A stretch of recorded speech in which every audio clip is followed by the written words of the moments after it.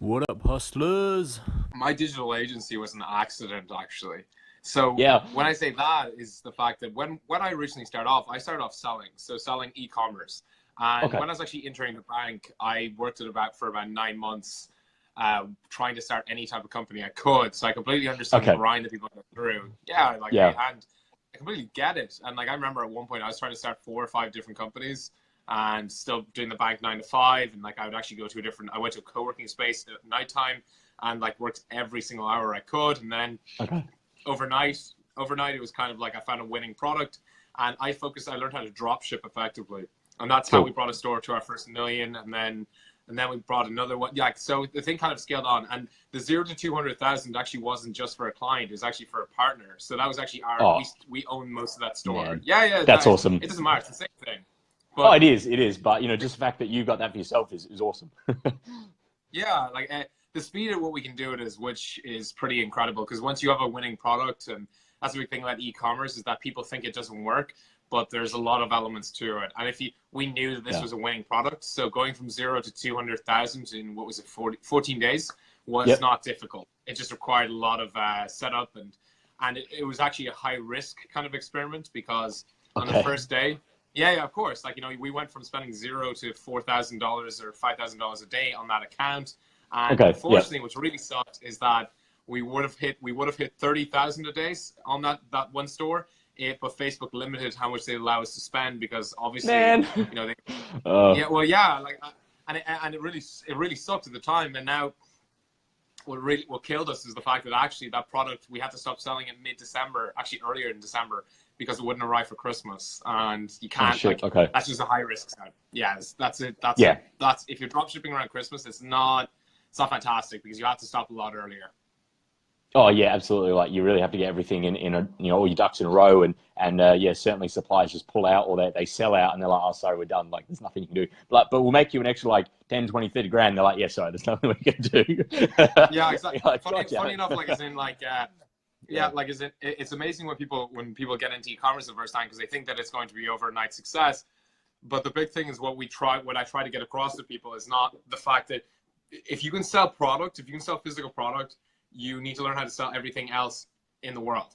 Because, Yeah. the big thing that I think that everyone needs to attain as a skill, if they're looking for that skill, is the ability to sell online. Because now what we've kind of branched into is that we sell physical products, then we tried more different physical products. Like we went from selling men's accessories into men's technology kind of stuff, and then we moved into selling some toys with a partnership with a different company, and then we Okay. went Yeah. into selling. Yeah. So and That's now cool. if anything, I'm kind of experimenting, and actually I do have an online course, and I did that actually more. Again, I like experimenting, and we'll get into that later on. The reason Of we course. have that Yeah. as part of the thing, but but being able to sell that, and now what we're branching into now is one thing we haven't actually attempted selling is selling software, and that's a new thing we're Okay. kind of getting into. So yeah, the big thing everybody who's watching this video is that don't chase trying to sell one product. Selling any product is the skill you're really after, and really, really focus on that because that will put you in such an advantage and means that you become what is a real entrepreneur, which is someone who can adapt to any situation and Yeah. grow and find value where people don't see it already.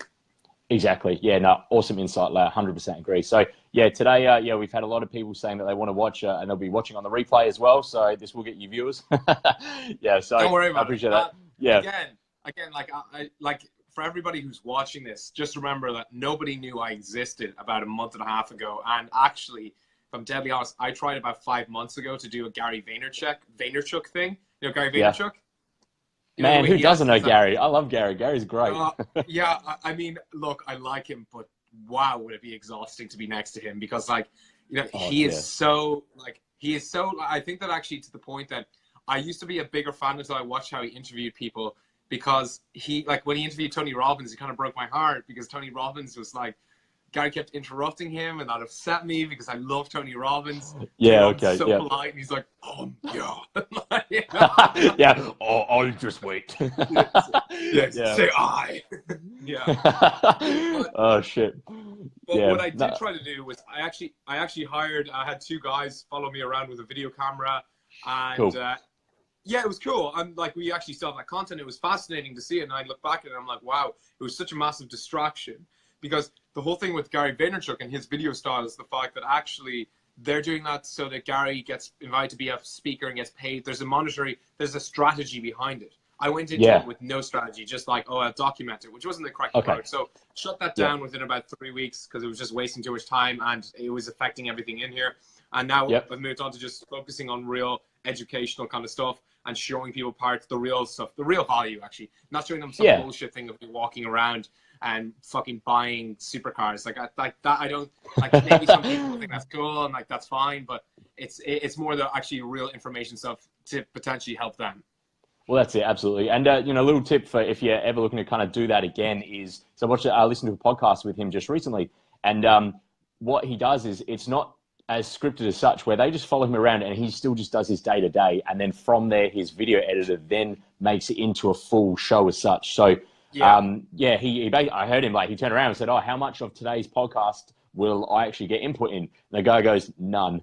So, you know, if it's something that, you know, you are really interested in doing. Hey, Katie, thanks for tuning in. Hey, Tina. So, yeah, if it's something that you're interested in doing, because obviously you've got great camera presence, then, yeah, absolutely. Just they film your day-to-day, and that way you can still offer that educational perspective without actually taking away any of your attention. And then the video editor will just do it all. And then, you know, once you get used to and trust his style, then you can just be like, yep, look, don't bother me with it. Film it, get it done, hit play. I'm not even going to watch this, and it's still out there. So just a little tip for... I didn't quite have that, unfortunately. Now, I had two guys who were very good, but they just, again, you actually need a proper director. Like, you really go to one who just knows how to, like, I actually remember, I used to know his name. Do you know, what's the name of the guy who just Gary Vaynerchuk's, the first guy? He's a funny name. Oh, the very first. Oh, shit, yeah. I do, but I don't. He always references them anyway. And, I know who you mean. Dog? Yeah. Or so, I don't know, but...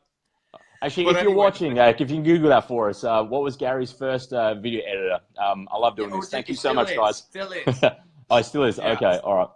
Yeah, if you guys could be our personal Google there, that would be amazing. Yeah.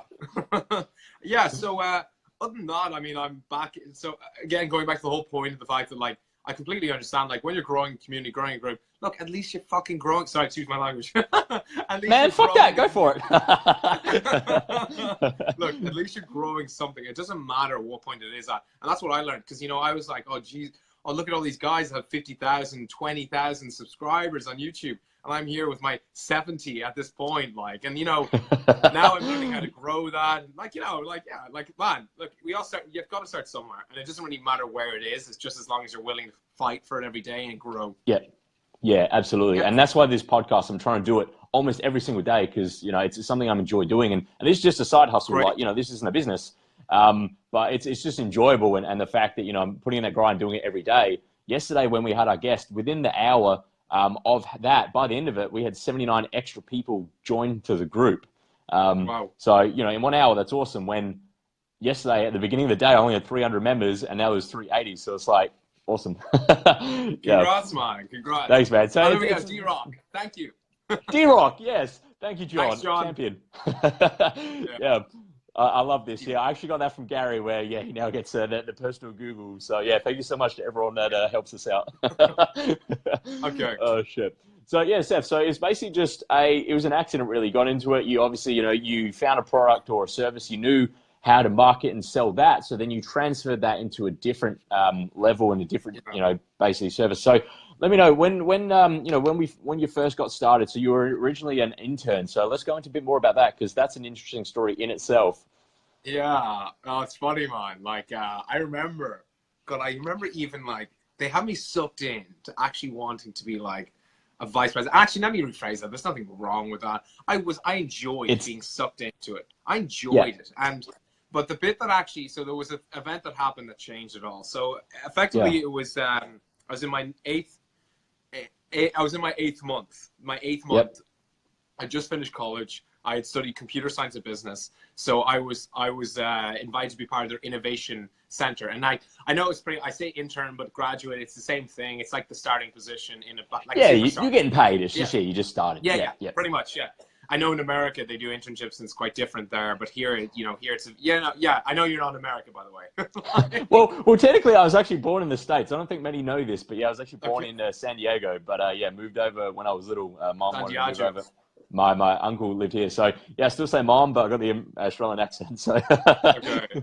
Yeah, so, yeah, sounds good. But look, so I was in my 8th month of being in the bank, and what actually happened was I came in. I have very curly hair. I don't know if you noticed, but I have a really, little really bit. curly hair. Yeah, But I had it super curly, and I was deciding to kind of grow it out or whatever I was doing. It didn't really matter.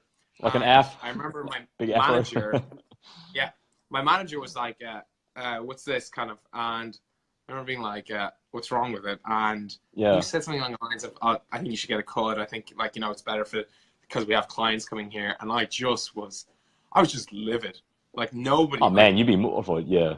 yeah, like as in, like, you know, you don't like, and also it was the phrase he did it, and just the way it was, just the culture that was behind that, and then I started seeing it more of the unhappiness that was present in my group of what the company I was in. It was unhappy. Yeah. Like people were unhappy in there, and Okay. like, you know, people were literally running at the door. Like you'd see people like looking at the clock, like at 4:45, like literally Okay. Yeah.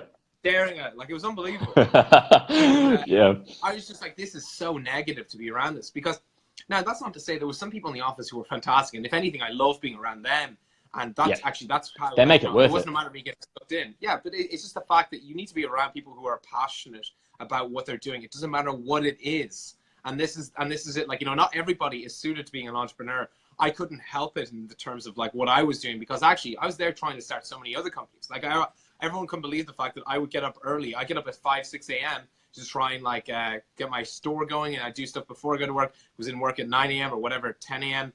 and I would work till 6 p.m. I went to the gym, then I go back on my computer till 1-2 a.m. and I was sleeping 4 or 5 hours for guts of like that was like six or 7 months. Yeah, I was doing it, and that's not even an exaggeration. Like I rarely went out. I was like, because this is what I want. I knew that I had to build something. I just knew that there was something here. So when I was in the bank, it was my 8th month, and that event with the hair thing happened, and just the next day, I was just like, right, something has to change, and so I started looking around. You know, I started looking at other positions, and then I decided, you know what, I'm going to take 2 weeks of my holidays. So I had like 4 weeks of whatever it is, you know, the holiday period, and I took 2 weeks off, and I spent those 2 weeks immersed in Facebook ads. Like I mean, Okay. I'm like, yeah, literally like 14-hour day. What? Not 14 hours. My hours. More like 18-hour days. Like literally. Like Okay. I literally just like 14-hour days is like that sounds easy nowadays. Like, and It's a holiday now. yeah, well, like you know, the thing is, and also like you don't have to work really long hours or anything. It's just the fact that I absolutely am addicted to what I do. I love it. I can't think of anything in the world I'd be better at, and I also love it. Like I know, like there's obviously everyone has a vision of what they want in the future, but I know what I'm doing right now is gonna kind of build up. But anyway, the fact was I was working non-stop for 2 weeks. I remember like it was 2 weeks, and I went back to the office for a week, and I was kind of launching a little bit of traction. And then on Friday, I think it was like the 20-something of February or March. Actually, it was March. And I remember so specifically, I was going to a friend's, and we went out that night. And I'd launched a product about 4 hours before, and I was like looking at my phone, and like these sales are coming in. Okay. And I'm like, okay, wait, maybe this can't be right. Okay. I went to like my computer, and actually, by the way, this was the 10th product I had tested. So I understood what dropshipping was, and I started trying to work it out. This was the 10th product I tested, and trial and error, my man. Like you got to fail forward, 100%. Yeah, and I mean, I fucking like I also had the most stupidest approach to all this, like literally like work hard instead of working smart. Like and I actually remember I did during those 2 weeks, I did purchase like a really, really small course. It wasn't really a course. It was like those 3 training videos. And it was like €50 or something. I bought it because but then it got me experimenting, which was the real thing, which makes you gives you a huge advantage. And I remember that night, and I remember I got back as I was intoxicated pretty much, and I got back. Oh man, you're at a party, like you got to enjoy yourself. Plus you're Irish. Yeah, well, I think there's plenty of time to enjoy stuff, but this was like the first time I gone out in the year, and this is March, and went out and came back. I remember looking at my phone and like being addicted, went to my laptop, and I was like, this is unbelievable. I went to sleep, and like when I got up that morning, I had made more money throughout the night than I had made in the whole month of work going in every day. That's great, man. That's such a great story. And like actually it was 2 days. So it was actually on the Monday I went in and handed in my resignation. Yep. Yeah. No, definitely. That's good. It was so funny. They were like, oh, you know, you took too many holiday days. And I was like, well, fucking go for it. Take it. Like, I don't care. Like, Yeah, it's like, it's pocket change now. Like, well, no, not only that. Just like I was like, look, they didn't get the fact that I was like, so a lot of people would leave a position like that, like, because, you know, they go somewhere else and they're trying to get as much money out of a corporation as possible. Yeah, of course, yeah. No, of course, because actually, yeah. Yeah, because like if anything, like money should not be a motivator. Money's a great thing that comes with it. But I've seen it like when I have personally been in projects where I've chased the money, ultimately it just always ends in not a positive way, and it's not a good way to build a company. You should build a company focusing on building a community and building a product and I know like I'm actually starting to learn this more and more now. But it's like when you build a product or your company, you want to really, really work out how you can build something that allows you to spend, like, for one thing is creating a real strong community that grow your company is great, and not so that you're like the lazy entrepreneur that lives on the beach or wherever the fuck they like doing. I don't like that style. What I like is someone who actually, you know, I like someone who's actually, you know, worked out a way so that they can focus their 8-10 hours on a really, you know, a new growth opportunity or learning a new platform to advertise.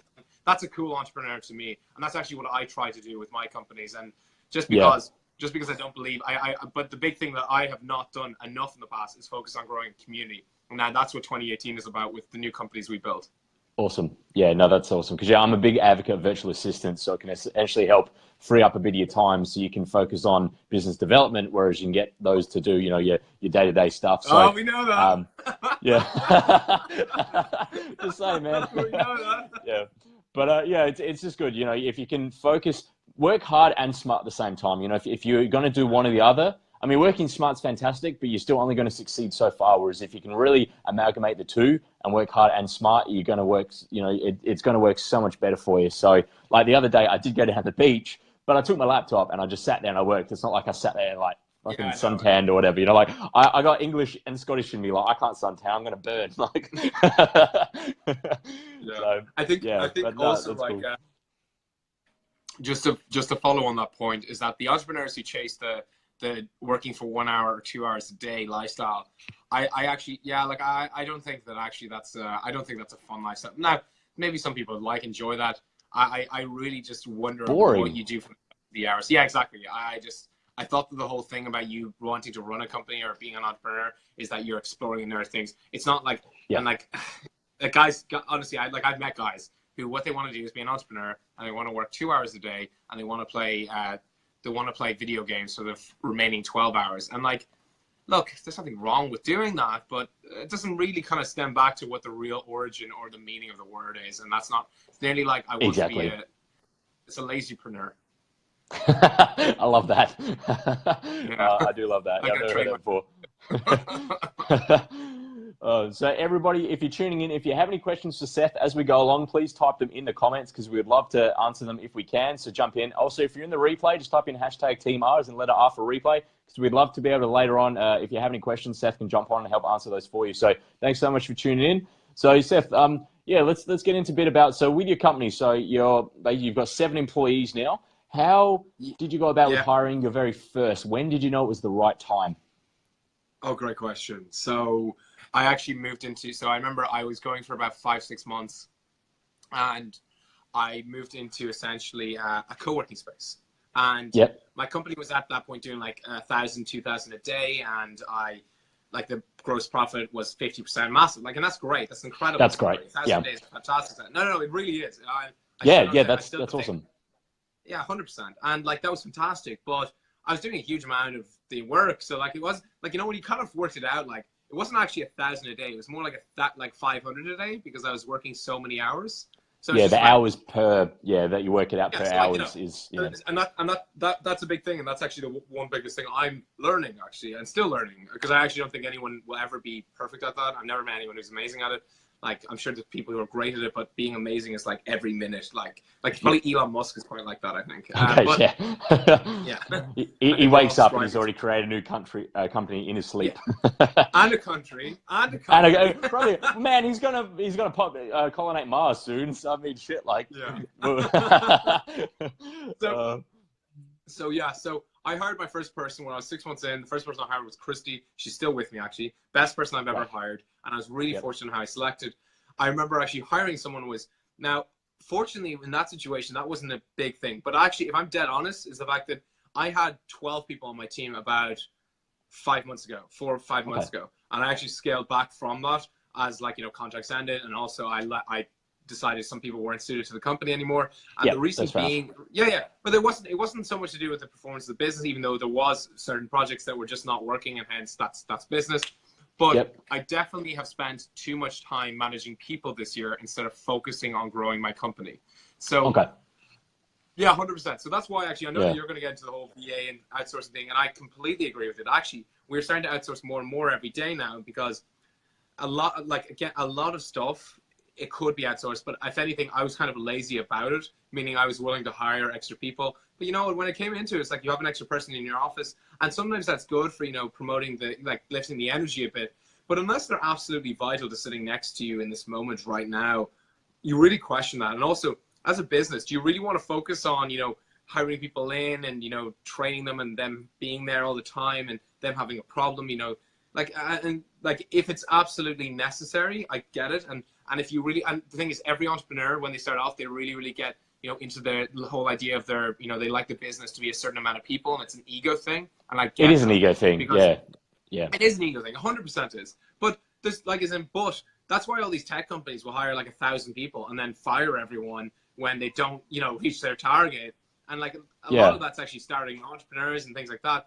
But if you really want to be a smart company, you should stay lean. And I don't say it because I don't like the idea of giving jobs. I love hiring people. I love that. But you have to remember that you create a community, absolutely. And you know, I love that. I love, like, of course I like people. I wouldn't be talking right now if I didn't like people. But the big thing is the fact that a lot of the operations you're doing, like, you really should be hiring people for specific skills that you really can't either automate or outsource. Because again, more people means more people, more problems, like more money, more problems. It literally is. And, and I hope this isn't coming across as a negative approach to hiring people, because I really do love doing it. But not at all. I'm just thinking about it. Even yourself, is like any business you've been in, the turnover of people, rehiring people, it's a lot of work. And unless, like, so if I am actually starting a new software company in about 3 months, 2-3 months, and we've outsourced a lot of the development for that. But if that takes off the way, I'm very confident it's going to really. What's the name of it for everyone listening in at home? I can't say that yet. Oh, fair. Okay, all right. Yeah, no, cool. I'm trying to give you a sneaky plug in there, but that's cool. No, I really appreciate that. I really appreciate that. But I guarantee, I honestly, when it's launched, I'll come on here, because anyone who's in e-commerce is going to increase their revenue by 5 to 10% with it. And by the way, in e-commerce, that's fucking massive. That's huge. That's and astronomical. It's completely an automated tool, and it's nearly it's incredible. But okay, so I'm not going to get into that because I'll get too excited. Okay. The thing is, if I'm starting that company and that kind of takes up, I need a lot of technical help. And even though I did study computer science and I did do that, is that actually I would actually be hiring a CTO for that company. Because you need people in-house, absolutely. Yeah, I do for that kind of company. I really do. But for, like, you know, some of the customer support, it can be outsourced. For some of the day-to-day stuff, which is online, or, like, you know, for example, like, you don't need someone, like, you know, a really interesting one, which we're going to start doing, is with another course we're launching, is we are going to be putting subtitles on it. Like, that's something that you can outsource really effectively. Yeah, and actually I'm putting subtitles on it because I had someone reach out to me who is deaf, and I was like, for fuck's sake, like, why can't they, you know, I was annoyed at the fact that we don't have that accessibility. And actually, the platform we're using for our current course doesn't even have a subtitles feature. Hence, we're moving to a different one, because I'm really passionate about the fact that, now, like, there you have someone who's trying to learn, and, like, I'm fucking making it inaccessible when it's actually really easy to make it accessible. It really doesn't cost much. It's really simple. So that whole thing will be outsourced. Cool. And that's one. Because I mean, I am a big on, you know, VAs, but at the same time, like, don't get me wrong, like, if you can have in-house teams that, you know, they're really valuable, they're going to help with your just general work ethic, because, or not yours, but like everyone else's, because you're never going to have anyone as passionate as you within your business. But if you can find team members that grow with you from day one, and they're almost as passionate as you, they're going to be so valuable. Like, that's 1,000 times better than getting a VA. Like, hands down. It's just, the VAs are great for certain things, but for your business culture and your company culture, if you can get people in on the ground floor, or even if it's, you know, tier 2, tier 3 where you're at, if they can start in with you and they're growing with you, they're going to stick around. Just like you said with Christy, you appreciate her so much because she's been with you from the beginning. So, sure, I'm an advocate on VAs, but yeah, no, I'm just as much, if not more of an advocate of having an in-house team if you can afford it. And also if you find the right people, because yeah, if you're just getting people just for the sake of having more staff and say, oh, I got 12, I got 20 employees, it's an ego thing. Like when I was working full-time in corporate, being a medical practice manager, and I had all my side hustles, at one point I had one full-time VA, two part-timers, and then a guy doing odd jobs for me. It's like, fuck, I didn't need that. Like sure, like, I was like, oh, I've got 3 employees and they do some things, but it's just like, fuck, I'm just like dropping cash, like, so it can be such an ego thing as well. So yeah, getting people in to work with you next to you as well, that in itself, you can just say, hey, Christy, I've got a quick question. They're like, oh yeah, no worries. What is it? Whereas if you're getting a VA, it's a case of, jump on there, time frames, wait, and all that sort of thing. So yeah, man, 100%. Yeah. There's what, yeah. There's one thing. Ben asked a question there. Ben Wilson, am I still drop shipping? Yeah, we do have a lot of drop shipping stories. What we do is, again, the thing about drop shipping is the fact that people think, like I've actually just made a video on my Facebook chat page. I'm not linked through this, so this is my personal one, I think. But we obviously can't go through a Facebook page. Yeah, no. But on my Facebook page, I just did a video actually, is Shopify dead? And I talk about the fact that drop shipping is still working, if anyone's worrying. Like, it does work. We're generating a lot of money doing it. Now, the thing that puts it at a less competitive advantage, or a competitive disadvantage, actually, is the fact that people can quickly copy your company and things like that. They can be an issue. But if you're good at selling, you should have the next product ready when the competition is coming to you. And actually, yeah, so like drop shipping, by the way, so to answer Ben's question is, yeah, we are drop shipping. Now, drop shipping probably makes up about 60% of our company. Okay. Yeah, awesome. No, that's great. And it's good you're diversifying as well, because, if you have all your eggs in one basket, as you said, if the competition comes along, especially with drop shipping where it's an arbitrage and you don't own the rights to anything, then if someone comes along and they, have a bigger budget or they're doing what you're doing or whatever, you're just like, fuck. Yeah, we had some major things with that last year. Like, actually, I remember last year. What am I talking about? Sorry, this year. 2017. We're 2017. We had massive issues. It's almost over. We got a week to go. So right. we had massive issues actually around. And the thing is, when you start doing really well, is that people will see you, and that's why actually, that's why it's a real big risk being someone who's kind of, when you go out there, because if people find out what you're doing or what you're selling, they're going to try copy you. So the only advantage you need to have is that you need to stay lean and you need to be agile. You really do. Yeah. Like, you need to have a company, and that's why actually VAs are so good for dropshipping. Because look, business is business, but you're going to have situations where all of a sudden products are going to start dying down. Or Facebook changes its algorithm. Instagram that fails for a day, and you lose thousands. And all of a sudden, what you're going to use to pay them is now an issue. And you don't want and if you have someone in house, forget it. You're going to lose massive amounts of money, and you're also kind of it's actually a really horrible situation. Now, I'm very fortunate that that hasn't happened to me, because I've tried to manage my whole operation very, very carefully. Big fear of mine, and everything I've done is self-funded, by the way. Everything I've built is completely through me. Never taken on investment, never taken on anything. But big thing is I letting people go and things is a horrible experience, horrible. Yeah. So, and that's not saying, look, I'm not saying, here, fuck that VA, they can piss off. Just more the fact that they're a lot more flexible. They understand that there's another job for them tomorrow. They really know that, and they get. The turnover rate is crazy. They're always going to find new work. Yeah, and it's not such an issue when you're dealing with a person in person. It's not as nice an experience, because if anything, they don't know how to. They're actually not agile. They're not agile, but a VA is agile. That's actually why. Yeah.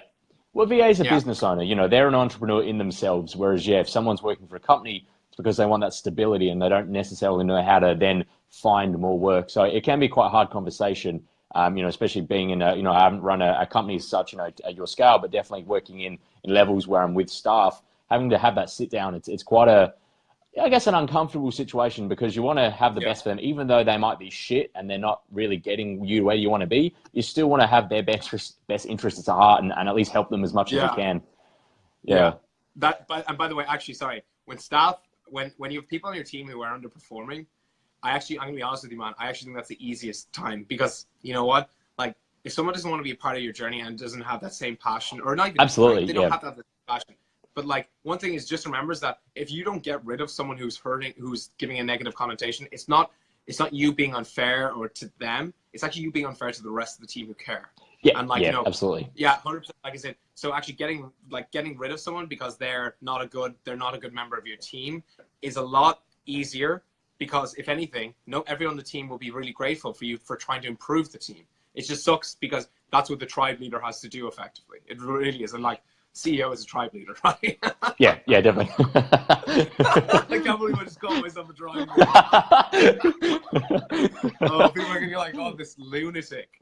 Oh, man. Okay. It's cool. It's So just a bit of fun. Like, oh, we got a question here? I'm so sorry. I think we've got oh, no, sorry. Oh, Trey. Blanco here. Just want to say thanks for being responsive to accessibility for your customers. Yeah. Trey, of course. Big thing. Big thing. Of course. Like, that's a bit, like, look, I don't, like, I really, really stand with this. And actually, it's the same attitude towards I see with personal trainers, is that I don't give a shit what your situation is as long as you have the attitude. Like, that's it. Like, having the right attitude is everything. It doesn't matter if something really bad has happened. It's the fact that you're willing to fight and show up here and learn and anything. Like, that's it. That's it. And that's, if anything, if everybody in the world was like that, we'd be so fucking happy and it'd be so much better.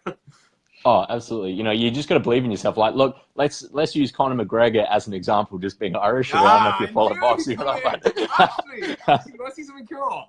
Oh, I'll show you something cool, right? Okay, I'm gonna bring you around the office. Actually, so show me this. I'm looking forward to this, man. If this is what I think it is, I'm fucking blow my mind. This will be great. You got? Yes. Yeah, that was awesome. I thought you might have him like a photo or something. Yeah, well, actually, we have photos of him in here. There's another photo of him, actually. Yeah, you can tell this is like, best culture ever. That's awesome. Actually, and we've got some signed. I actually have a Mike Tyson and Floyd Mayweather glove, which I don't have here. Actually, they're in my apartment because actually we didn't have a place for them at the time. But we also have a few other signed things. Yeah, culture, right? Culture, that's cool, man. Yeah, that's awesome. Yeah. So are they signed like Floyd's signed glove as well, and Tyson's? Man, awesome. No, they're really, really cool. Actually, I actually was over in Vegas, and I didn't actually go to the fight. I just watch it when Floyd fought Conor, and I had both their gloves, which was cool. Man, I'll tell you what. Like, for the fact that Conor just had zero boxing experience from such a high level, he did fantastic. Like, you know, I always root for the underdog. You know, I put money on Conor even though I knew he was going to lose. So I put a little bit on. Like, I knew, like, you know, it was inevitable. I was like, you know, I'll put a little bit down anyway. Like, I'll make it more fun. You know, I'm really rooting for him. But he actually did phenomenally. Like, for the fact that he had no real professional fights, because he had some fights to be able to, you know, get the license there, but they were like shitty. I think like over like New Mexico or something. He actually did really, really well to get as far as he did. So, you know, props to that. But I mean, really, it was just all about that. You know, going back to the mild segue from where we got off. But yeah, his attitude of just, you know, believing in himself and just you know, the culture around him is just getting everyone just fanatics like you and I. Like, it's, you know, if you can get people motivated like that, then it's just the culture around you is going to be so much more positive and more really just moving forward in such a positive, you know, manner because of the mindset. So yeah, no, that's cool. So Seth, so let's have a look. So with you got your course coming out. So with that, I'd love to know, because we'll definitely get into the course as well about bit of what it is, but with, I guess, so many courses out there, and I guess so many, you know, digital agencies and like that sort of thing, because obviously, you know, you're doing fantastic. You're the real deal. How would you recommend for those that may be looking to hire out an agency or get a course to really be able to determine what's real and what's bullshit? Like, do you have any advice on the listeners there? Yeah, so I'll answer those two questions there. They're kind of two questions, So let's get into it. So let's start off with agency. When I started, I actually went to agencies and I said, could you do this? Could you do that? And to be perfectly honest with you, is the fact that all of them said they could do it. Like, all of them did. Okay. All of them said they could fucking sell my product. Of course they did. Like, of course. And this is it. Like, because they were willing to work with what they thought were the real results, even though I was like, well, the real results were sales. And this was the first company where I had bought inventory stupidly.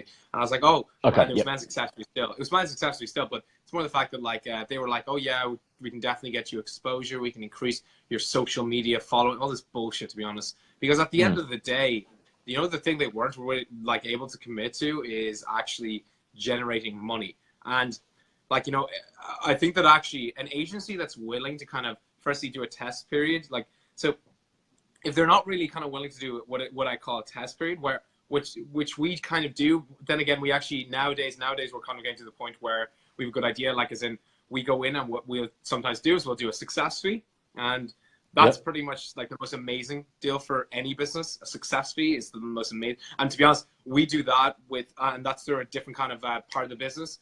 But we've only done that twice now, and of course it's worked out really, really well. But there's going to be a time where it doesn't work out well, and we do it with selected people because if anything, we knew the product was really good already in the physical world, so it was about translating that to the online world. Yeah. So the big problem with a lot of these agencies is the fact that they might, if they have a test period and they say, oh yeah, it's going to cost you whatever $1,000 or maybe $1,500, and we're going to run a test over 3 weeks. We spend $700 on ads, and the other $700 goes for, you know, us to cover our expenses. Like, that's a really, really nice opening, if I'm honest. I actually think that's a really fair, like, approach, because if you're if someone's not willing to, like, and like, actually, I'm going to get the next thing, but it's like, if someone's not willing to kind of, you know, learn how to sell online, that's absolutely fine. But you're going to put yourself in a position where you're not going to know kind of what they're doing. And like, if they're coming back to you being like, oh yeah, we exposed you to 1 million people, like, nobody gives a shit. Like, absolutely. Like, it's an ego thing. Like, who cares? Yeah, like if you go, I tell you what, I'll go outside right now and I'll shout, get your free, get an iPhone here, get an iPhone here. And like, there's no point if I'm shouting it at everyone and they don't want it. Like, this is it. So the whole idea of the fact that I think agencies struggle with is actually the ability to really target and sell something, because getting someone to give a credit card over or give any sort of payment over is difficult. It's really, really difficult. And like 100%. So them not like, and I actually think that a marketing agency is just a sexy thing right now. Same with being an entrepreneur. It's a sexy thing. It's really, really cool. You know, everyone wants to run a marketing agency. But, you know, if you come and you see someone who's like, you know, trying to, like, real marketing is actually about the ability to kind of create offers, to create like a kind of a ruthlessness towards getting a sale, actually, and trying to understand how the brand can be positioned to get that sale or get whatever it is, conversion, whatever it is. But if the agency isn't willing to firstly work on your results, and secondly, they're not kind of willing to do a test period or take on some of the risk. So when I say take on some of the risk is that, you know, like, so like if they're like, oh yeah, it's $2,000 up front, and then you have to pay for the ads, and then you have to, or whatever it may be. Like, some of those agencies, look, some of them are really good, and if they're working with companies which are similar to yours, then of course you're in a much safer zone. But unless it's like, and like, I'd really be rooting down, like, trying being like, can you show me a company that's very similar to mine that you worked with? That's a good question to ask. Second, great question. Do you have a testing phase? And then thirdly, is that, thirdly, what did I say thirdly was? thirdly was the fact that, like, I think, shit, I fucking lost my chain of thought. Firstly, it was the fact that making sure they do a testing phase. Second is asking the question, do they have a similar agency to you? And look, thirdly, just make a judgment call, like, and like, go learn a little bit before you jump into bed with someone, like, honestly. Yeah, that's it. Because I mean, impressions don't mean shit. And yeah, as you said, you know, you could yell out in a crowd of people, and depending on how loud your voice gets, you know, 50 people could hear you. But it's irrelevant if those 50 people are all diehard Samsung fans, and you're yelling out, "Oh, get an iPhone," or, you know, get this I don't know, great female crop top, and it's a bunch of blokes. It's like, well, what's the point, you know? Like, and getting customers to actually pay something is crazy. So like, I don't know if you know the show Rick and Morty. I had a drop shipping pop-up store last year when the new season came out, and what I noticed a lot of people were doing, and I mimicked that, was you'd offer them a free gift, but it wasn't technically free. It was 1 cent. So then they still had to put their credit down because it showed that they were committed to something. And then not only that, for 1 cent, I'm now buying email addresses for 1 cent plus my ad spend. So then I had an email list of all these people, like Rick and Morty fans, that are willing to spend something. And it's like, well, if they can spend 1 cent and then I retarget them a few different times, then they're going to buy whatever else I'm selling. Or, you know, after 2 or 3 emails, hey, I noticed you didn't buy this, but are you interested in this, and that sort of thing. So, you know, getting customers committed is just what it is. Like, you know, who gives a shit about impressions if it doesn't lead to sales? Yeah. No, I 100% agree. Yeah, so that's the little things about agency. Look for those kind of things.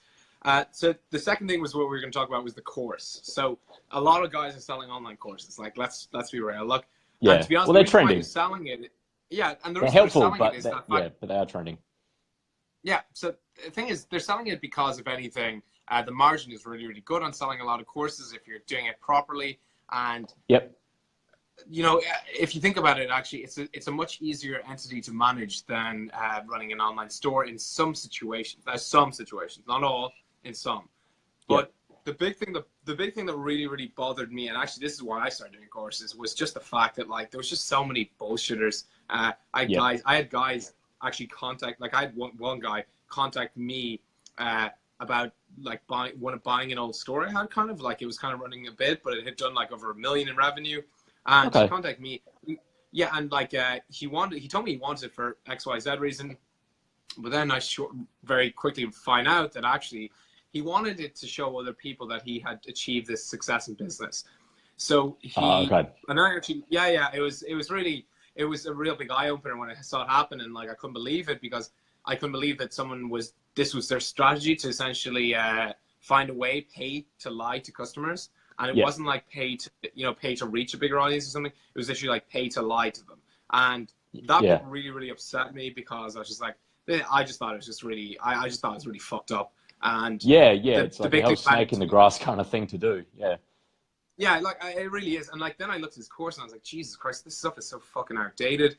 Like, he even said to me on like the call we did, was that he's like, oh, I tried launching a product the other day. So he actually doesn't run any dropshipping, and he's teaching a course on dropshipping. Yeah, okay, fuck. And That's bad. The thing is, if someone has stopped dropshipping and they're running a course right now, but they have generated real money doing it, look, the techniques don't change, and the understanding of how to sell something is a real power thing. And if they can teach that effectively, that's brilliant. And all the other entities that come with setting up a store, launching ads, no, they are of real value. That's not an issue. Definitely. But someone who actually can't do it and has never done it, I don't think deserves the right to go out and teach other people how to do it, and to charge them a huge amount of money to do that too. Because when they get to real situations where they've got real problems, they don't know how to deal with them. They don't. Like, like there's no drops. Like, honestly, I say this not out of like complete pride or bragging in any way, but there isn't an e-commerce situation that you can throw at me that I don't have an answer to, just because I have gone through every fucking worst one you can think of. Like, I've had trial and error. Every fraud situation. Yeah, like, you know, we've lost. I'm actually gonna make a video about that, because, you know, for example, we had a fraud situation where I lost $60,000 or $70,000 in the space of a month because of a fraud issue, and I knew how to deal with it. And like, look, those things happen, and what happened was we installed a piece of software that got rid of the IP address, so there was no fraud filter. And I guess, look, I was completely responsible for that. Fortunately, contacted them, and like it was a massive thing, and like, you know, that taught me to get real fraud insurance and things like that. But those kind of situations are like unheard of. And if I asked him that, he wouldn't have a fucking clue, to be honest.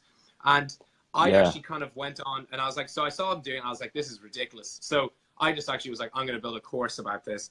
And that's where I went into getting mine. But how you can really spot people who are kind of, it's difficult, actually, if I'm honest. It's really difficult to find. It is. And I wish I could tell you, oh, you can find it like that.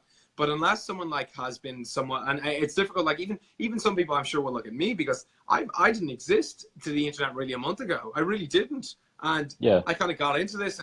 But the core, like everything I teach, like, you know, I give out a huge amount of content, and I know that everyone in the e-commerce soldiers Facebook group, they see how much engaging. I have an answer for every question, because it's quite easy for me. And not the fact that I don't enjoy the challenge, but, you know, there's nothing they can put at me that I won't be able to answer. And that's actually one thing I'm seeing that people are messaging me, is the fact that they're like, wow, it's amazing. Actually, Shopify gurus or whatever they're called are always don't seem to be able to answer these questions. So give me some bullshit answers, and like say to me, I'm going to get $1,000 a day.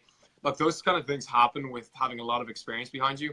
And I really, really think that anyone who's kind of telling you so essentially it's the get rich quick scheme guys have worked out that they can be a Shopify is a great way to sell a product. And look, there's lots of guys who are going to be called fraud who actually aren't frauds, but they just had students who just weren't willing to work at it. And that's going to happen to me too, by the way, Ross. Of course it's going to happen to me. But I know if it's a small percent, it doesn't matter. Yeah, like, look, 90% of my community, at least, are going to be super, super excited. And if anything, if someone doesn't have success from a course or something, they should still learn something massive. which is essentially the art of selling. And that's the big thing that we try to get across, actually, is that it doesn't matter what product you're selling. It's like working out, like, you know, the way you just said there, we worked out we could acquire leads, and then we could build them into a lead list, and we automated that list, and then we found out another way. That bit right there, if someone could do that and get their head around the fact that, okay, this model is not working, next model, next model, next model, and like never stop. And like, I guarantee you, anybody who does that, you will be successful. You will be. 100%. It's not absolutely. Yeah. Yeah, you just got to be willing to pivot. That's all it comes down to. By the way, to answer your question, there isn't really a way to determine it, unfortunately. Okay. I know. I wish I could. I wish I could tell you, we have. You could go buy this radar that like beep beep and like, you know, stops them from buying the course, but there isn't. Just one thing is the fact that try and do as much research as you can into the person or whatever it is, and maybe actually join their actual Facebook group and look at how they interact with their community. That's I was going to say that. Yeah, comments is a big thing. Yeah, absolutely. Sorry to cut you off there, but yeah, just like with yesterday, I saw one of your sponsored ads, and I guess now that because of that, Facebook's targeting, so I'm getting all these sponsored ads coming on my newsfeed. And there was one guy that came up. I won't mention his name, but I've seen him before, and he very well may be successful now, but on his YouTube ages ago, he said, I made fucking, what was it, like $400,000 in this amount of time. And the comments were like, well, some guy was like, well, look, I'm working this out, and you've got X comment numbers on your newsfeed, you've got X amount on your Facebook page. How is this possible? And then yesterday I saw a sponsored ad from him, and some guy commented, go, why do you keep turning off comments? I was like, that is a massive... We're going to talk about that after this, okay? Yes. I'll just say, is that a guy from the UK that you're thinking of? Yeah. Yeah. Yeah. So, man, like...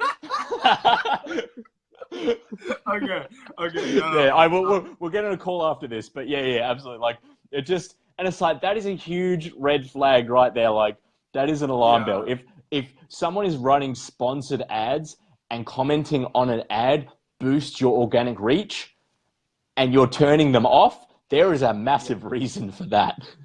Yeah. So, it's not, like, so look, it just goes back to like, do a bit of research. Even like, even actually anyone who sells courses, I'm pretty sure they'll let you into one of their Facebook groups. Go into the group and look at how people are interacting.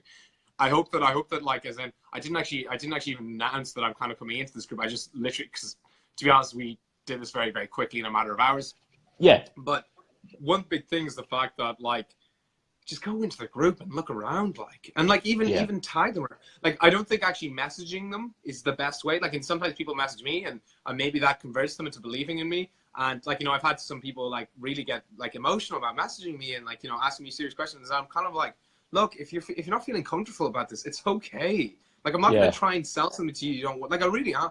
Like, this isn't my core business. This really isn't. Now, I actually think that what we do with our next product could become a massive business for us, and we're kind of focusing on a different type of we're going into more Facebook ad stuff, because I think that actually we're gonna we are going to teach a huge amount in e-commerce, but now the next stage is, can we every company, because every company I've worked with, I actually worked with I just did it for fun, kind of, was selling he was selling himself. He's a solicitor. Okay. Like exploded, like honestly, like as in he's a friend, actually a friend of mine, and I did it. Cool. I was like, look, give me your account. We'll run this. We're going to do a two-day experiment. I hung out with him Saturday and Sunday. We launched it, and he's just at a different level now. He's like, and like he's constantly thanking me and everything. Actually, and funny enough, he'll be in the testimonials of this other course that we're doing. Cool. Because it's the fact that you can apply the art of selling to any business. It doesn't really matter what it is, and that's maybe what we want to focus on more. So we will have an e-commerce section, which is what I came from, but trying to branch into the fact that, look, it doesn't matter what you're selling.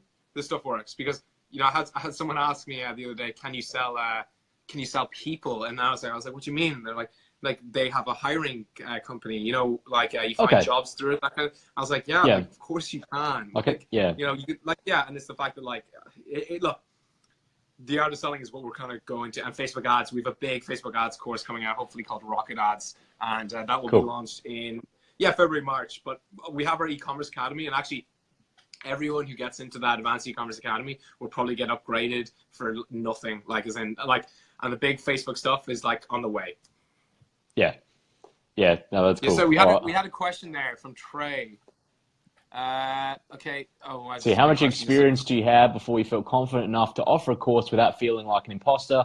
I feel like only people with 10 plus years have the right to offer a course. Trey, I'll certainly let Seth, answer that one for you in a sec. But I mean, 10 plus years is a long time, man. Like look at Seth, for instance. He started his business only 2 years ago. So it doesn't Yeah. necessarily mean that you have to I mean, yes, to be an expert, you have to be putting in the hours. But for someone that's, say, putting in, 14, 16 hours a day for 2 years, comparison to someone putting in 3 hours a day for 10 years, well, that person, isn't viable. And so, it's certainly, because I'm an advocate of courses, but A, if they're good, and B, if they're the right fit for you, and then C, just to make sure that they're full of the right information. Because, I'd never say to someone, oh, buy this course or whatever. Courses are great because a lot of the stuff can be free information on the net, but it collates it all so you can, get it right there. So then you're not spending time or wasting time looking for all that information. So, to put an arbitrary number on it, like 10 years, I wouldn't really say is a good way to look at it. But certainly, it's a fantastic question in regards to how much experience should you have before you offer a course. So, Seth, I'll let you Yeah. jump in there, man. Great. Thanks. So Trey, like I get the way the whole year's experience used to be a part of it, but that was when people would only work a strict amount of hours and they'd work a certain amount of time. 9 to 5. I guarantee you. Yeah. And that okay, maybe if that was my lifestyle, maybe it actually would have taken me 6 years to get to this point. But if you just use me as an example, is the fact that, like last year, I think I probably took I actually just didn't really take any day off. Like, actually, if I'm honest, I probably didn't work for 3-4 days of the year. So I was on my computer, doing work on my business for about 360 days of the last year. Like, I genuinely didn't. I went abroad once, but I still had my laptop with me, still worked 4 or 5 hours or whatever it was. And that's because I love my business. This year, I went to Vegas. Vegas for 2 days was the only 2 days I didn't look at my laptop for 5-6 hours, and the traveling of it. And that was the only time I left. So, I've worked probably 350 days this year, maybe. But and that's not because I'm an absolute lunatic and I have nothing better in my life to do. Which it is quite. Yeah, it really is actually. But you're passionate about it, so it's you're enjoying what you do though. So it's a different story. It's not like, oh, I fucking hate this, but I need to get done. Like, it's a very different story. And so the whole thing is, it's not actually a matter of 10 years. It's actually like real consistent achievements. Like, actually, if you take my online stores, is that we've had stores from 0 to 1 million in 5 months. We just broke that record by going 0 to 450,000 in 1 month, actually. Wow. It was. That was actually the 0 to 200,000 in 14 days. So we continued doing 20, 22,000, but we couldn't. Facebook wouldn't allow us to spend more. And have they fixed that now? And we, it got fixed, and we couldn't deliver for Christmas. Is that the one you mean? Okay. Yeah. I gotcha. Yeah, and this wasn't drop shipping. Well, actually, most of that one was most of it. But it was the fact that we wanted to stop drop shipping, and this is what we're saying. We wanted to stop drop shipping for the Christmas period for the 2 weeks, and I was like, let's get it over there. But just logistics were not organized properly. Yeah. Okay. Yeah. Look, Trey, good question though. I like that question. Yeah, maybe I should say I have 10 real years of experience. Yeah, exactly. And actually, it's really interesting. Just to follow on that is the fact that a lot of people, like the whole mentor thing. By the way, about 20 to 30% of my information I have learned by my mentors. How to manage people. I have an e-commerce mentor. He's like, every situation. I talked about fraud there. He told me what to do with it. He told me how to manage that. Yeah, beautiful. Thing is, the thing is, all the information, I would be like a sponge about getting advice around that, and I actually act on it. Because if anything, I get really, really annoyed when people ask for.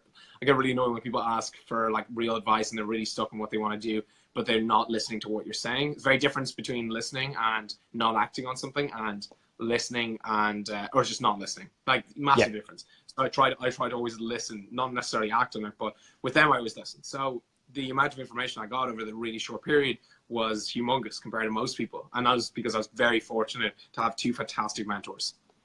Yeah, no, that's awesome. Yeah, mentor is a big thing, absolutely. So yeah, if you can get a mentor, if you can afford one, then absolutely get one. It's so good to be able to refer to someone. Or have some being.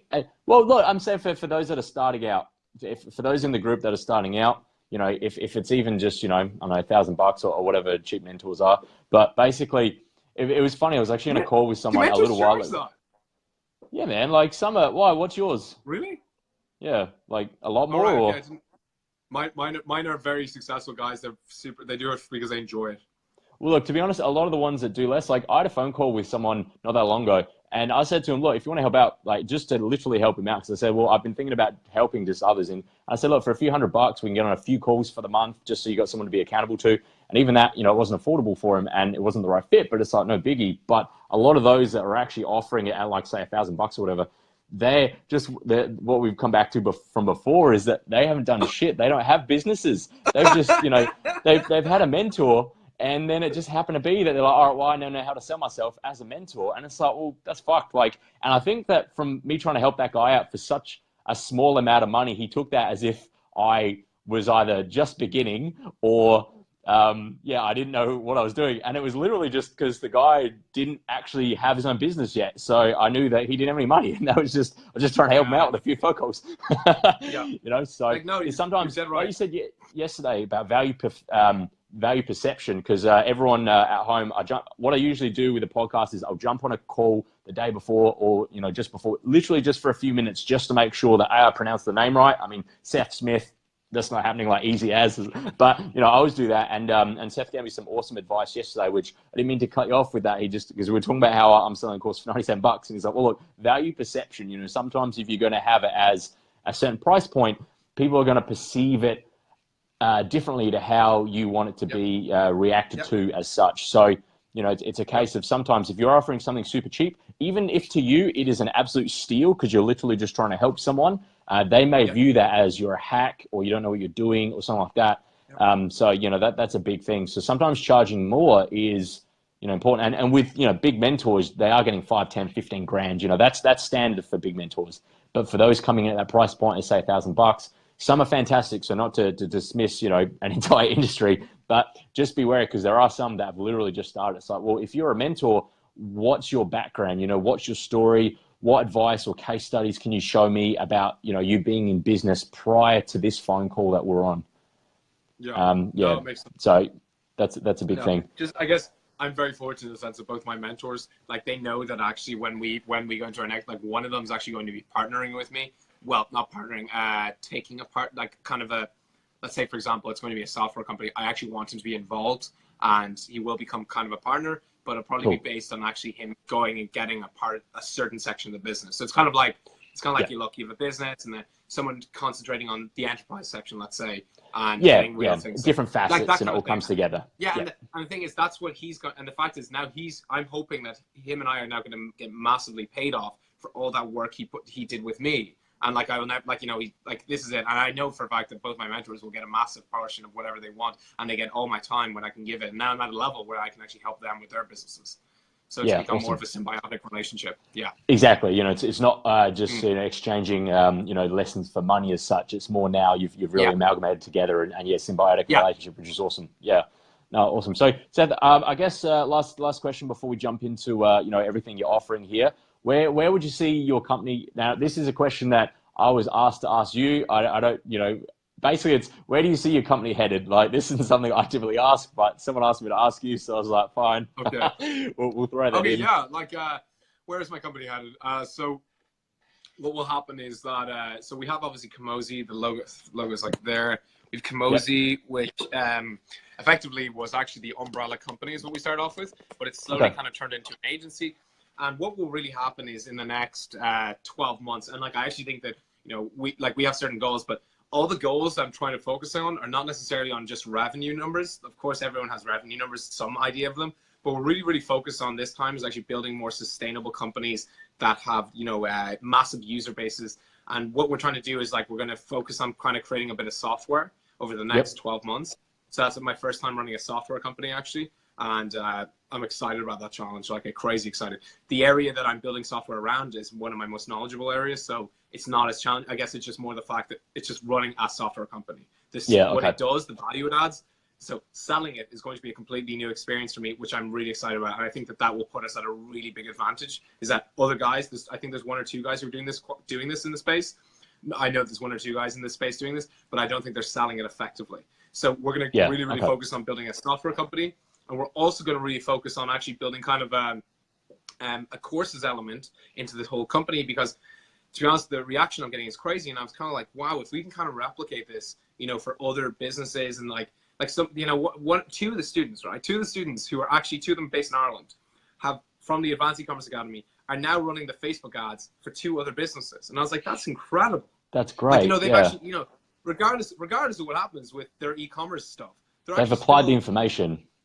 Yeah, and I was like, this is great. I was like, this is amazing. I was like, so maybe we can actually do something bigger, because actually what I really, really like is, and this is going to be like, I'm trying to get rid of all the agencies, but you know what is the fact that I actually think a lot of them aren't giving you enough value. And I think they slowly release information, they slowly do it instead of letting you have the full thing and growing the company with them, because they're not in a success space like you are. So like the question be like, if someone, and the thing is, like, you know, as humans, we will never want to jump, even if someone comes and says, we'll get you $1 million in revenue tomorrow, but you just pay us 100,000 right now, they still wouldn't pay the 100,000. Like, they just wouldn't. They wouldn't. And a lot of people won't get that. And like, I'd be quite different. I would understand that, because I can see us doing it to other companies. But what we will really focus on is creating the courses so that actually we can enable other people to grow their businesses. That's a real big thing. And our piece of software is about complementing the courses as well, to some extent.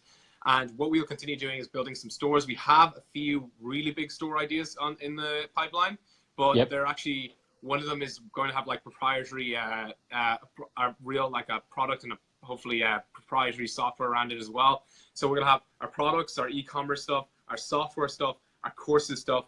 And then there's one more piece here, which is kind of like, which is kind of actually just like us implementing all these for a big company if they want to work with us. So there's four parts. So like this big one, by the way, is such an early stage experiment. We've done it with. You're right. This big one just here. Yeah. Well, like just the hand gestures you were doing. I was just laughing at that, but. Yeah, well, sorry, I was just trying to get one, so it's like. I know. Our scores. For everyone at home, Seth's fist is right by his hand. It's just moving left and right. But anyway, sorry to cut you off, man. Everyone's like, why is he so angry? Oh no, I was thinking like that, like a little, little Friday night enjoyment. Okay, so. So do we? Okay, that's good. So that's where the business is going. Yeah, we are going to focus more on building communities this year more than generating revenue. Really, really want. Like, I think that actually great companies will focus more on making powerful communities of people who are really passionate about their products, and that's something we haven't done enough of, to be honest. And now we're going to focus on that this year. Yeah, no, that's awesome. All right, no, so Seth, thank you so much for coming on board, everyone. Seth Smith, everyone. So. You know, it's been fantastic. If you're on the replay, if you could type in hashtag Team R, letter R for replay, just so we know you're on here. That way, later on, if you've got any questions or anyone else ask questions in the thread, Seth can always answer them later on. So, Seth, now we come to my favorite part. It's called the shameless plug. But no, how do people get in touch with you for all this awesome value that you've shared? Like, how do people get in touch with you, whether it's your Facebook group or anything that you're selling or offering to really help educate them, really? Yeah, look, so I think you should actually jump on my advice of having a look around my Facebook group if you have any interest. And look, if anyone has any interest in getting into e-commerce, my course, the one I have, the Advanced E-commerce Academy, it's called Advanced E-commerce Academy. It's really focused on taking an absolute beginner to becoming an expert. The information in that course is pretty much what I've learned over the last 2 years, concised into 80 or 100 videos or so. And inside of the academy, the whole thing is the fact that regardless of what happens with your e-commerce store, the skills you should have from that should be just out of this world. Like, isn't just some of the stuff in it, people are like look, I'm not trying to show, but I'm really not. It's just that there's just things that I've worked out. No, man, you've done amazingly. Like, you have the right to say it. Yeah, absolutely. Yeah.